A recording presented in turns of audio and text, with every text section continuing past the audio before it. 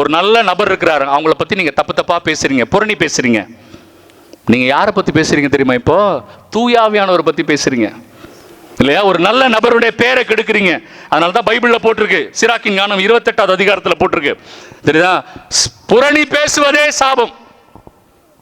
புரணி பேசுவது அடுத்ததான் காமெடி. அதை காது கொடுத்து கேட்பவர்களுக்கு 2 மடங்கு சாபம்.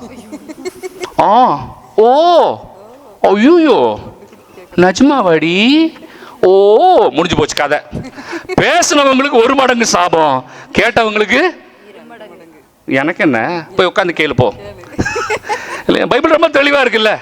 அப்ப நல்லது கெடுக்கிறவங்க, நல்ல பேரை கெடுக்கிறவங்க, அடுத்தவங்களுடைய நல்ல செயல்களை தடுக்கிறவங்க, இவங்க எல்லாம் எதை தடுக்கிறாங்க? தூய ஆவியானவரை தடுக்கிறாங்க. அப்ப தூய ஆவியானவரை எதிர்க்கிறோம், தூய ஆவியானவரை கஷ்டப்படுத்துறோம், தூய ஆவியானவரை தடுக்கிறோம். இந்த 3 காரியங்களிலிருந்து விடுபடுகிறவர்கள் தான் எதை பெற்றுக்கொள்வார்கள்? தூய ஆவியானவரை பெற்றுக்கொள்வார்கள். இல்லைன்னா பெற முடியாது. இன்னைக்கு அன்னை மரியாள் எவ்வளவு அழகான பாடல் தெரியுமா? என் ஆன்மா ஆண்டவரை ஏத்தி போற்றுகின்றது. அம்மா பாடுறாங்கன்னு சொல்றாங்க. இதுல என்ன போட்டிருக்கு? எல்லா தலைமுறையினரும் என்னை பேருடையாள் என்பர். அம்மா நீங்க பேர் பெற்றவங்க அப்படி நம்ம சொல்றதை பார்த்தா பிரிவினை சபைகள் ஐயோ தப்பா சொல்றாங்க. யார் தப்பா சொன்னது? பைபிள்ல போட்டிருக்கு, எல்லா தலைமுறையினரும் என்னை பேர் பெற்றவர்கள் என்று சொல்வார்கள். அம்மா எப்ப தெரியுமா பேசினாங்க இந்த வார்த்தைய? இயேசுவை கருவுல வச்சுக்கிட்டு பேசினாங்க. கை தட்டுவீங்களா?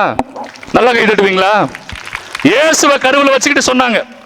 தூய ஆவியானவர் நிரம்பி இருக்கிறார் அன்னை மரியாள் மீது, இல்லையா? லூக்கா 1:35, தூய ஆவியானவர் உன் மீது வருவார்.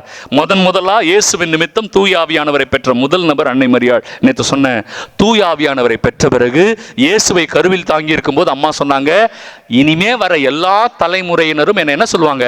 பேறு பெற்றவர்கள் என்று போற்றுவார்கள். அதை தாங்க நாங்க திருவிழாவா கொண்டாடுறோம்.